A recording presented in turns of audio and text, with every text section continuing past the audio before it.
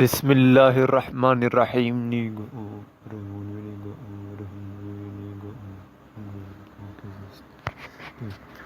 آج قرآن پاک کی سورہ یوسف کی تلاوت کی ترجمے کی تفسیر بیان کی جائے گی، جس میں کچھ آیات ہیں جو کہ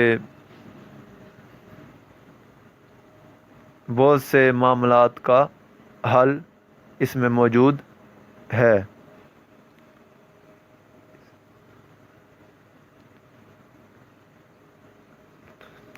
تو یہ جو آیت نظر آ رہی ہے سامنے، اس میں جب حضرت یعقوب علیہ السلام کو ان کے لڑکوں نے حضرت یوسف علیہ السلام کو اپنے ساتھ لے جانے کے لیے اور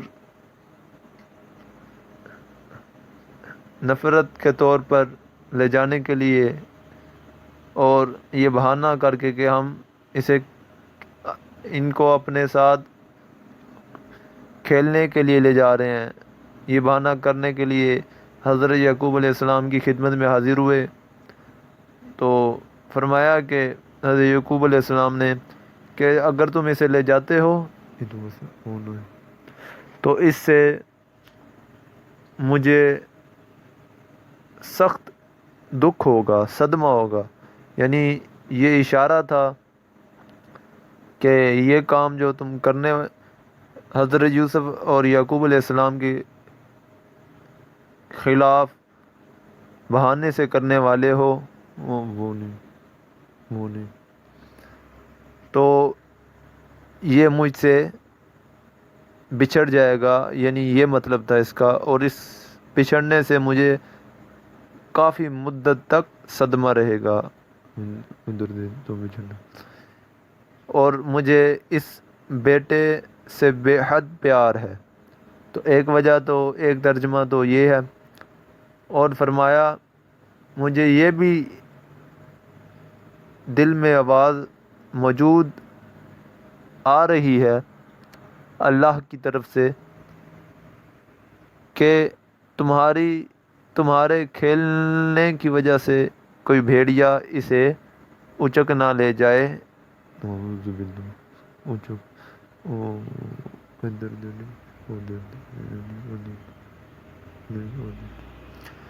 یعنی اس میں علم غیب جو انبیاء کو عطا ہوتا ہے اس کی طرف اشارہ ہے۔ یعنی یہاں یہ معاملہ ختم ہو گیا کہ جو کہتے ہیں نبی کو علم غیب نہیں، نعوذ باللہ، تو یہاں یہ بات اشارہ کرتی ہے کہ نبی کو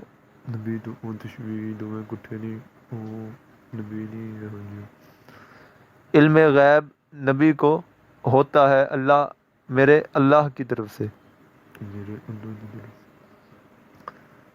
تو فرمایا کہ تم جو دل میں بہانہ کیے بیٹھے ہو، یعنی اس کا مطلب بیان کر رہا ہوں، کہ جو سوچیں لے کے آئے ہو دل میں، وہ یعقوب علیہ السلام جانتے ہیں۔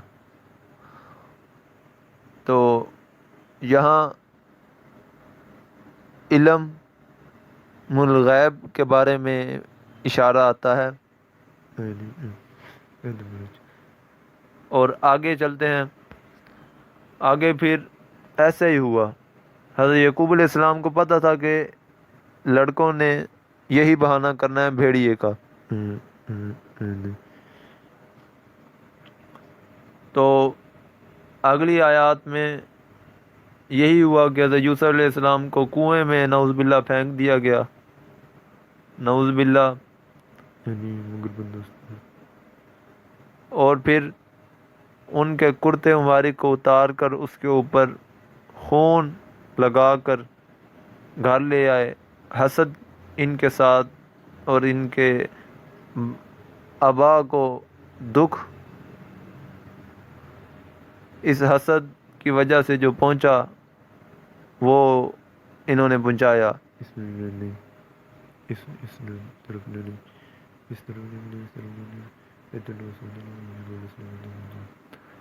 اور آگے کہا کہ ہم کھیلنے میں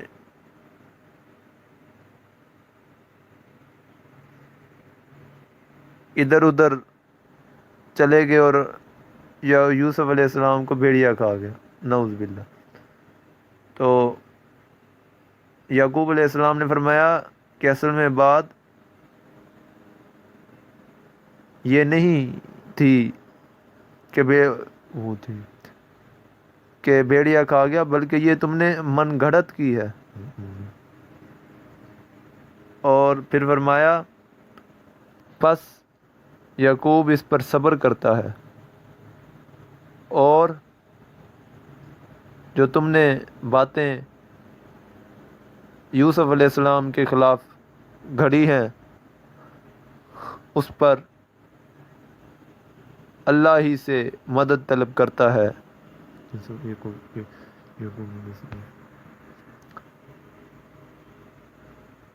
پھر اگلی آیت ہے، آگے چلتے ہیں، یہ بعد میں بتاتے ہیں۔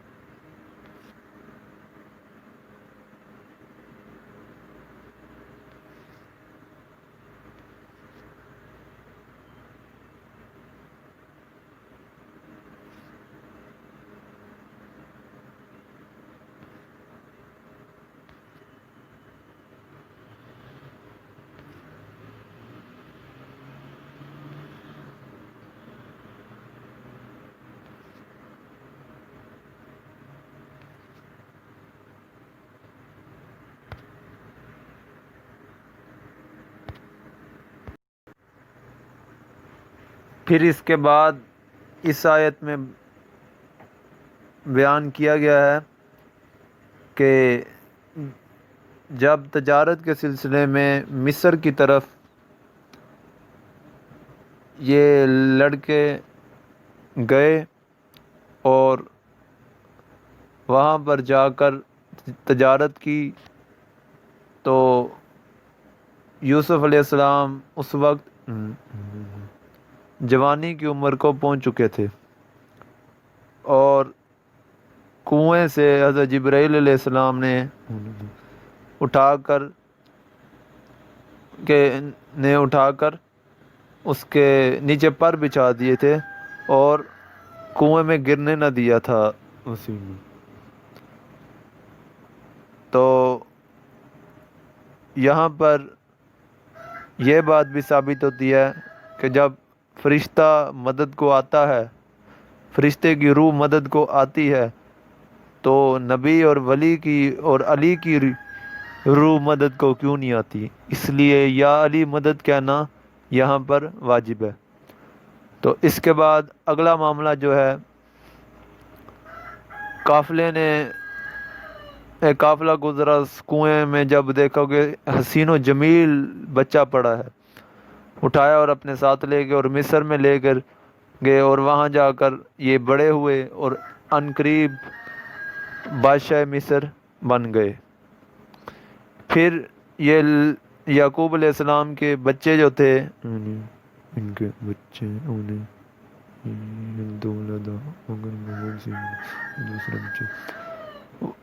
وہ تجارت کے سلسلے میں مصر گئے اور وہاں حضرت یوسف علیہ السلام کو پایا مگر پہچانا نہیں، اور فرمایا تجارت کے سلسلے میں آئے ہیں۔ تو آپ یوسف علیہ السلام نے تجارت کی، خرید و فروخت کیا غلہ، اور اپنے غلاموں کو خفیہ طور پر کہا کہ اس طرف پہ نہیں، اس کے پیسے بھی اس میں نہیں لڑکوں گا، اس کے گلوں میں رکھ دو اور انہیں جانے دو، تاکہ یہ دوبارہ لوٹ کر آئیں اور اپنے پاس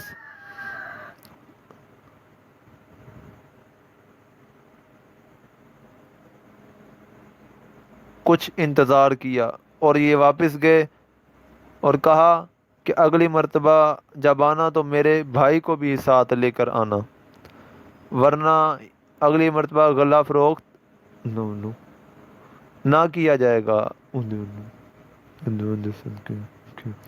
تو یہ گھر پہنچے اور حضرت یعقوب علیہ السلام سے کہا کہ یہ معاملہ ہے اور غلہ فروخت کرنا ہے، تو وہ ہم تو یہ دوسرا بیٹا بھی مانگتے ہیں۔ حضرت یعقوب علیہ السلام نے فرمایا کہ میں یہ دوسرا بیٹا نہیں دوں گا، تم لڑکوں پر میں پہلے بھی اپنا یوسف گوا چکا ہوں، لیکن علم تھا کہ وہ موجود ضرور ہیں، لیکن جیسا کہ بھیڑیے والی علم الغیب جو عطا ہوا اللہ کی طرف سے وہ بات بیان ہوئی، اس طرح فرمایا کہ اب میں دوسرا بیٹا نہیں دوں گا، مگر اللہ کو درمیان میں رکھ کر۔ جب اللہ کو درمیان میں رکھ کر دیا اور دوسرا بیٹا روانہ کیا، تو اس کا مطلب یہ تھا کہ یہ ایک حکمت عملی اپنائی جا رہی ہے، ایک بیٹے کو باپ سے، یوسف کو یعقوب علیہ السلام سے ملانے کے لیے، اور وہ باقی لڑکوں کو پر جب یہ راز کھلے گا تو وہ جو ہیں بھی اس عہد کی وجہ سے نقصان سے بچنے کے لیے اسے پیش کریں۔ تو یہ عہد اس لیے لیا گیا۔ تو جب دوسرا بیٹا روانہ کیا تو دوسرا بیٹا جا کر وہاں پہنچا، تو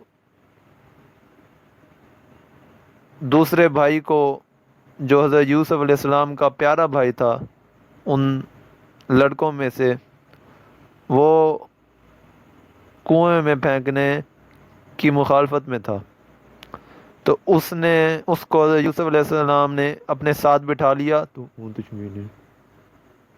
اپنے ساتھ جب یوسف علیہ السلام نے بٹھایا تو پھر فرمایا کہ اے بھائی، تو اس پر رنج نہ کر، تو اس پر رنج نہ کر۔ اور پھر یہ بات کرنے کے بعد فرمایا کہ یہ جو لڑکوں نے تم پر جو دکھ دیے ہیں اس پر رنج نہ کر، میں تیرا بھائی یوسف ہوں۔ تو وہاں بتایا، تو اس کے بعد باقیوں کو تو نہیں پتا تھا، پیالہ اٹھایا اور پیالہ کسی غلام کے ذریعے اس غلے میں چھپا دیا، اور جب قافلہ واپس یعقوب علیہ السلام کی طرف یعنی گھر پہنچنے لگا تو صدا دی کہ رکو، تمہارے قافلے میں شاہی پیمانہ گم ہوا ہے، تمہارے غلے میں وہ موجود ہے، ہمیں اس کی تلاشی دو۔ تو یہی وہ حکمت عملی تھی جو یعقوب علیہ السلام کو پتہ تھی، اسی کے لیے گواہی لکھوائی تھی عہد کی لڑکوں سے۔ تو اس کے بعد وہ تلاشی لی گئی تو پھر وہ برآمد ہوا۔ فرمایا کہ اب اس کی سزا یہ ہے کہ تم اپنا یہ بھائی ہی بدلے میں دو گے جو کہ یوسف علیہ السلام نے اپنے ساتھ بٹھایا تھا۔ تو یہ حکمت عملی کر کے اس سے اپنے ساتھ بٹھا لیا اور قافلے کو روانہ کر دیا، اور فرمایا جاؤ اور جا کر اپنے ابا کو یعنی کہ حضرت یعقوب علیہ السلام کو بتا دو کہ تمہارے بیٹے سے چوری کا وہ پیالہ برآمد ہوا ہے، لیکن حقیقت میں یہ اس کے برعکس معاملہ تھا۔ یعقوب علیہ السلام کے پاس اب جب پہنچے تو یعقوب علیہ السلام نے فرمایا یہ آیت وہاں پر لکھی گئی کہ یہ باتیں تم نے اپنی طرف سے بنا لی ہیں، حقیقت میں ایسا ہوا ہی نہیں۔ تو یہاں بھی علم الغیب کا پتہ ہے۔ پھر فرمایا اب اس پر صبر ہی کرتے ہیں۔ تو یہاں جو کہتے ہیں کہ ایک مطلب تو یہ ہے کہ اس پر انتظار کرو، وہی بہتر ہے کہ عنقریب پتہ چل جائے گا۔ تو دوسرا مطلب یہ ہے کہ جو کہتے ہیں حضرت یعقوب علیہ السلام اپنے آپ کو نعوذ باللہ مارتے تھے، ماتم کرتے، نعوذ باللہ کرتے، اس لیے یہ کچھ فرقے میں چھریاں مارتے ہیں، زنجیر زنی کرتے ہیں حضرت یعقوب علیہ السلام کے اوپر تہمت باندھ کر، نعوذ باللہ۔ تو یہاں صبر سے یہ بات مخالفت کرتی حضرت یعقوب علیہ السلام کی بات، یا حضرت یوسف علیہ السلام کا صبر بھی، یعقوب علیہ السلام کا صبر بھی یہ بات بتاتا ہے اور مخالفت کرتا ہے زنجیر زنی اور ماتم کی اس رواج کو، جو کہ غم سے بالکل تعلق نہیں رکھتا اور بہکاوا بھٹکنا ظاہر کرتا ہے، اور یہ غم کے نام پر پتہ نہیں کیا کچھ حضرت یعقوب علیہ السلام سے منسوب کرتے ہیں، نعوذ باللہ۔ پھر فرمایا کہ قریب ہے، پھر فرمایا کہ قریب ہے کہ اللہ تعالیٰ ان سب کو میرے پاس ہی پہنچا دے گا، یعنی وہی حکمت عملی جو بیان ہوئی کہ ہم باپ بیٹوں کو ملا دے گا۔ اصل بات یہ ہے، اور جو تم نے کہا ہے چوری ہوئی ہے وہ تو تم نے اپنی طرف سے گھاڑ لی ہے۔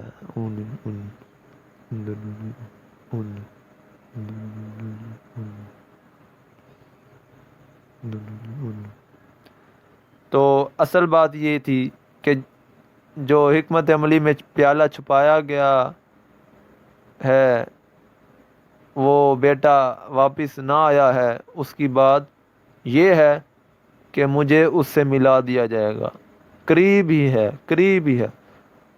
اور پھر فرمایا کہ یہ جو علم ظاہر کیا ہے، یہ جو علم الغیب ظاہر کیا ہے، یہ میرے اللہ کی طرف سے ہے جو کہ علم اور حکمت والا ہے۔ تو یہ اگلی آیت اس بات کی نشاندہی کرتی ہے۔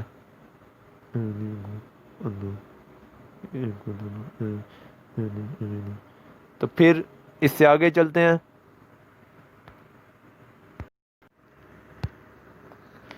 پھر فرمایا اگلی آیت میں، اور یہ کہتے ہوئے لڑکوں سے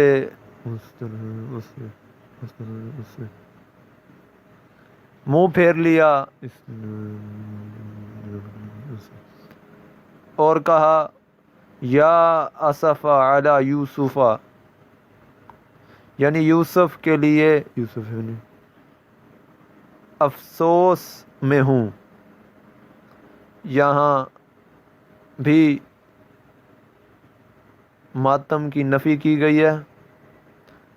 یہاں آصفہ کا مطلب ہے افسوس، یعنی دکھ ہے، اور ان کی آنکھیں بوجہ رنج و غم کے سفید ہو چکی تھیں اور وہ غم دبائے ہوئے تھے، اور جب غم ہی دبائے ہوئے تھے یعنی غمگین تو تھے مگر اپنے آپ کو مارتے پیٹتے نہ تھے۔ یہاں بھی یہ بات ثابت ہے، یہاں بھی ماتم کی نفی ہے۔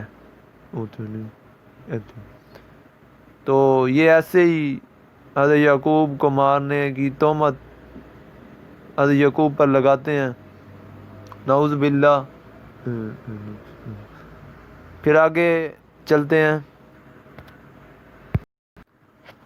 اب یہ وہ آیات ہیں جو پہلے بیان ہو چکی کہ جب یہ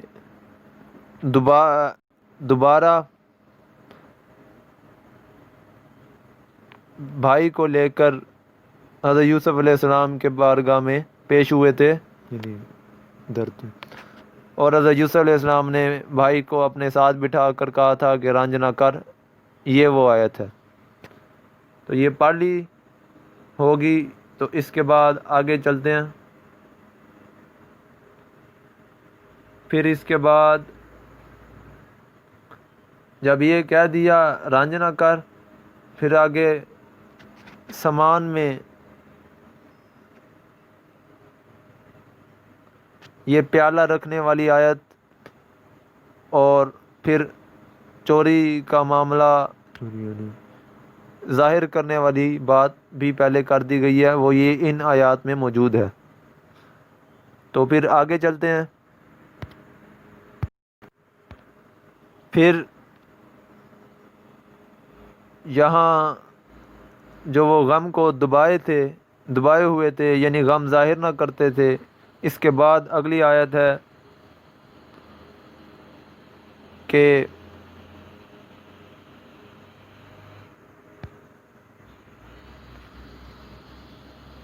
وہ تو صرف اپنے غم کی بات اللہ کو بتاتے ہیں.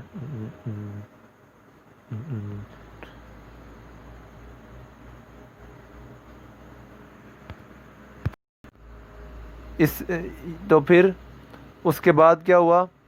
پھر بیٹوں نے جب غم میں دیکھا تو آپ سے فرمایا کہ کہا کہ ہر وقت یوسف علیہ السلام کے لیے غمگین رہتے ہیں اور دکھ میں رہتے ہیں، تو کیا ایسے ہی دنیا سے رخصت ہو جانا ہے؟ تو آپ نے فرمایا کہ نہ، یہ بات نہیں. میں تو اپنی پریشانیاں اور دکھ جو کہ یوسف علیہ السلام کی جدائی کے ہیں، وہ تو اللہ کی راہ میں پیش کرتا ہوں، اور مجھے تو وہ باتیں پتہ ہیں جو تمہیں نہیں پتہ، اللہ کی طرف سے. یعنی مجھے تو یہ بھی پتہ ہے کہ عنقریب میں اس سے مل جاؤں گا، ملاقات ہوگی، اور اسی کے بارے میں عہد بھی لیا تھا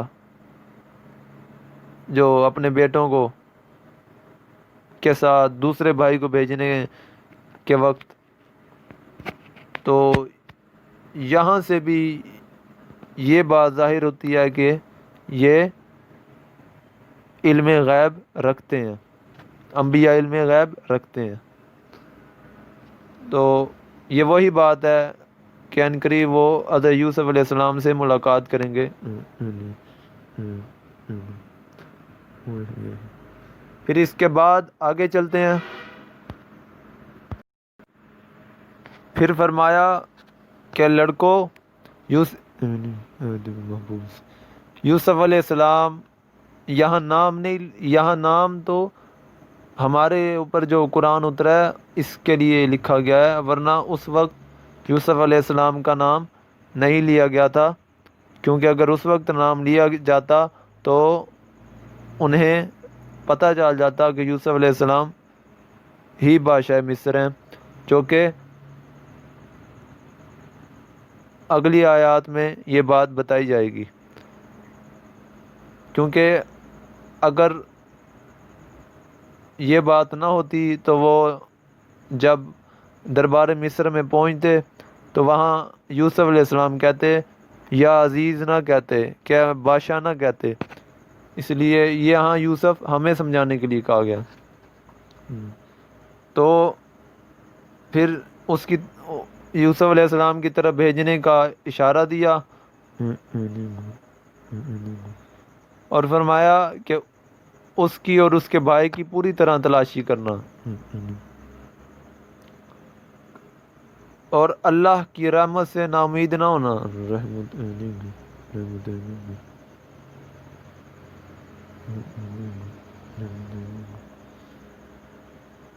یعنی یہ جو معاملات چل رہے ہیں ان میں مایوس نہ ہو جانا، کیونکہ مایوس وہی ہوتے ہیں جو کافر ہوتے ہیں. پھر آگے چلتے ہیں. پھر وہ حضرت یوسف علیہ السلام کے دربار میں پہنچے اور کہا کہ اے عزیز، یہاں وہ بات ثابت ہے کہ پتہ نہیں تھا کہ یوسف علیہ السلام ہی بادشاہ مصر ہیں. وہ صرف ہمیں سمجھانے کے لیے وہاں یوسف کا لفظ استعمال ہوا تھا کہ یہ جو بھائی ہمارا یہاں موجود ہے اس کی وجہ سے گھر والوں کو دکھ پہنچا ہوا ہے. یوسف علیہ السلام کا کوئی قصور نہیں، حالانکہ وہ اس حکمت کو نہ جانتے تھے. اور وہ کچھ رقم لے کے آئے اور کہا کہ غلے کا ناپ دو اور ہم پر خیرات کر دو. اللہ خیرات کرنے والوں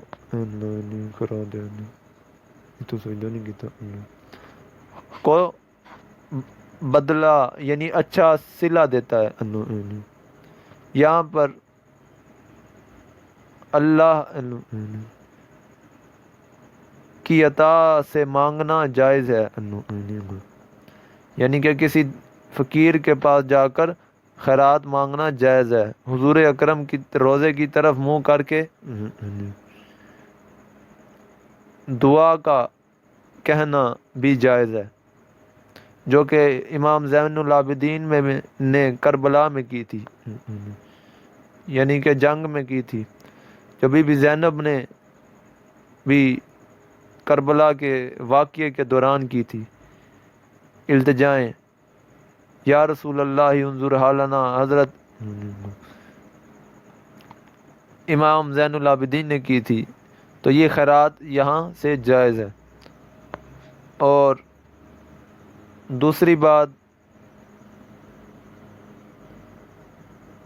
آگے چلتے ہیں.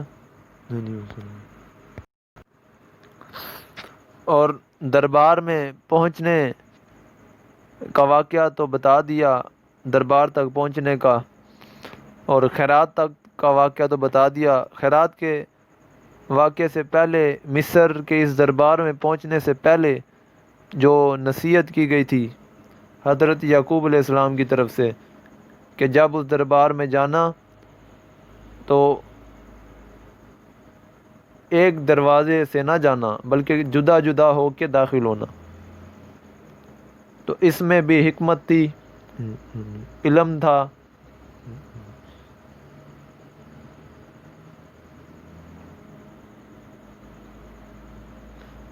پھر فرمایا کہ اللہ جو چاہے گا اسے تو کوئی ٹال نہیں سکتا، لیکن یہ جو الہاماً اترا ہے علم میرے دل پر، یہ اللہ ہی کا حکم ہے، اور حکم صرف اللہ ہی کا چلے گا. یہاں اللہ کے حکم سے وہی اوپر والی نصیحت تشبیہ ہے. اور پھر فرمایا اس نصیحت پر میرا کامل ایمان ہے. اور پھر فرمایا ہر بھروسہ کرنے والے کو اس پر کامل بھروسہ کرنا چاہیے. یعنی آج کے دور میں بھی اگر کسی کو اللہ کی طرف سے الہام ہو، آواز آئے تو اسے فوراً بے شمار فیصد درستگی کے ساتھ پیروی کرنی چاہیے، خواہ وہ الہام یا الحاق ہو، خواہ وہ خواب میں پیغام ہو، خواہ وہ اذان ہو. تو مسجد میں جانا چاہیے. یہاں تابع داری کا حکم دیا گیا ہے، اور یہی تابع داری بھروسہ ہوتا ہے، اور یہ تابع داری نہ کرنا کفر ہوتا ہے. پھر آگے چلتے ہیں. پھر جب وہ علیحدہ علیحدہ راستوں سے گئے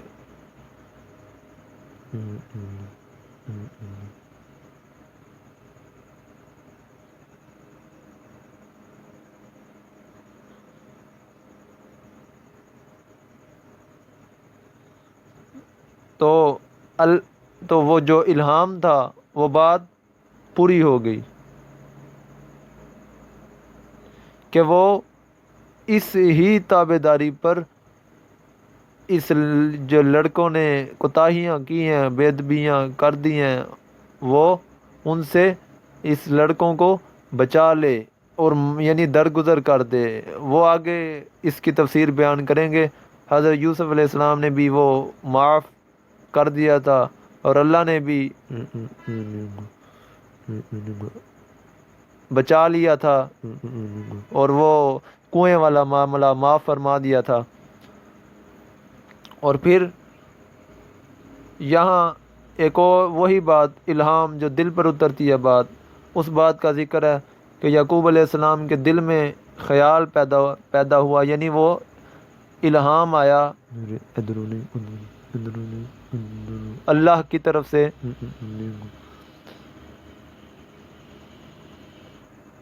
جسے اس نے پورا کر دیا. یعنی وہ بے شمار پرسنٹ سچائی کے ساتھ، درستگی کے ساتھ اپنے لڑکوں کو پہنچا دیا پیغام. یہاں اشارہ ہے کہ اگر کسی کو کوئی الہام ہو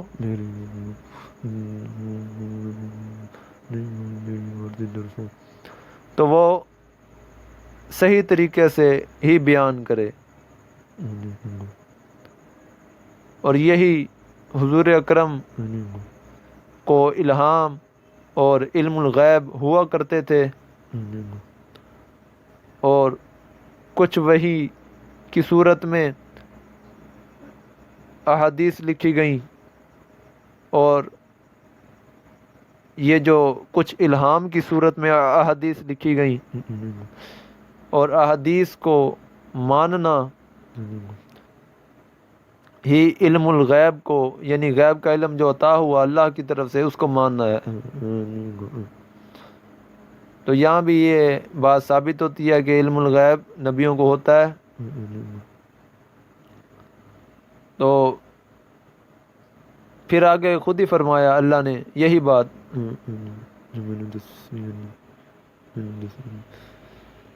کہ بے شک وہ سکھلائے ہوئے علم کا عالم تھا، یعنی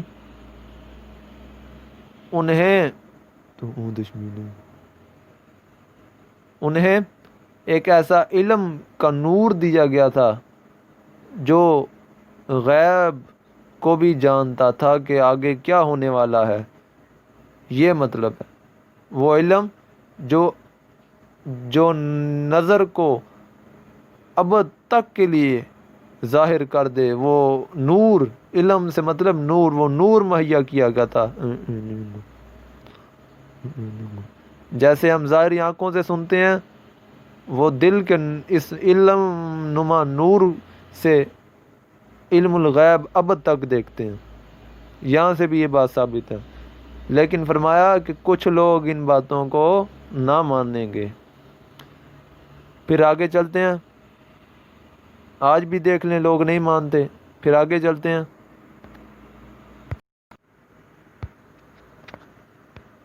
پھر اس کے بعد جب خیرات کا مطالبہ کیا دربار میں، اس کے بعد یوسف پتہ چلا کہ یہ تو یوسف علیہ السلام ہے. جب حضرت یوسف علیہ السلام نے اپنا تذکرہ کیا کہ میں یوسف ہوں، میں نہیں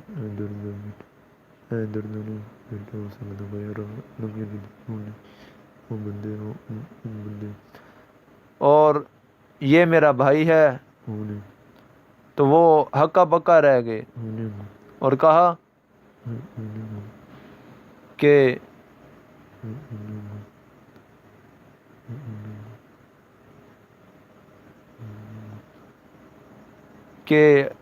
ہم لڑکے غلط تھے اور ہم اپنی غلطی پر ندامت کرتے ہیں. اس پر حضرت یوسف علیہ السلام نے فرمایا کہ جاؤ تمہاری وہ غلطی معاف اللہ نے کر دی.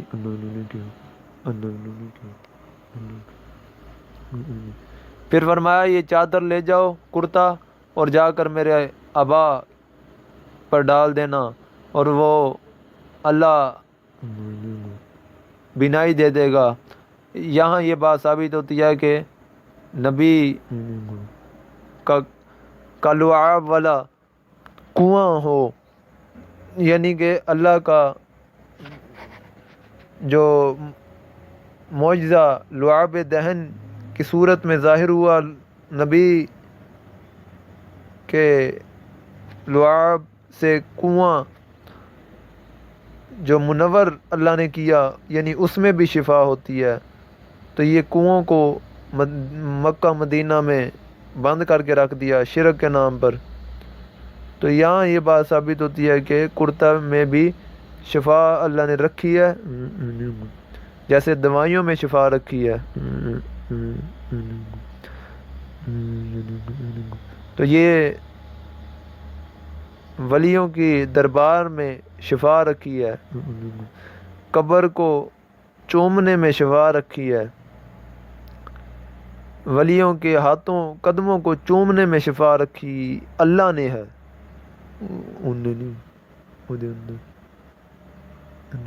کہ تو چوم لے اللہ شفا دے دے گا. جیسے پنکھے میں کو گھماؤ تو ہوا آتی ہے، اس طرح ولیوں کو چومو تو اللہ شفا دے دیتا ہے. پھر فرمایا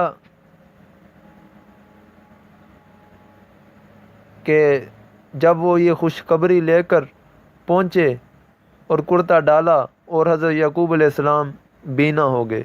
اللہ کی کا نور اس کرتے میں جو موجود تھا اور یہ کرتا پاکیزہ ہو گیا تھا، اللہ کے نور کی وجہ سے یہ بینا ہوئے. اور پھر حضرت یعقوب علیہ السلام نے فرمایا کہ کہ یعقوب علیہ السلام نہ کہتے تھے کہ وہ یہ باتیں جانتے ہیں جو تم نہیں جانتے. تو یہاں پہ وہ علم الغیب عملی طور پر ثابت ہوا. تو آج جو دلائل مانگتے ہیں ان کے لیے یہی دلائل کافی ہیں. اور جو ماتم کا کہتے ہیں، ماتم والوں کو ایک بھی لفظ ماتم کا نظر نہ آئے گا، لیکن ہر جگہ پر صبر اور اللہ سے مدد کا مطالبہ ہی کیا جائے گا. تو امید ہے یہ ویڈیو پسند آئی ہوگی. تو اس ویڈیو کو غور سے سنتے رہیے، اگر جو سنتے ہیں تو سنتے رہیے، اور عمل صالح جو بیان کیے گئے ہیں ان کی تابعداری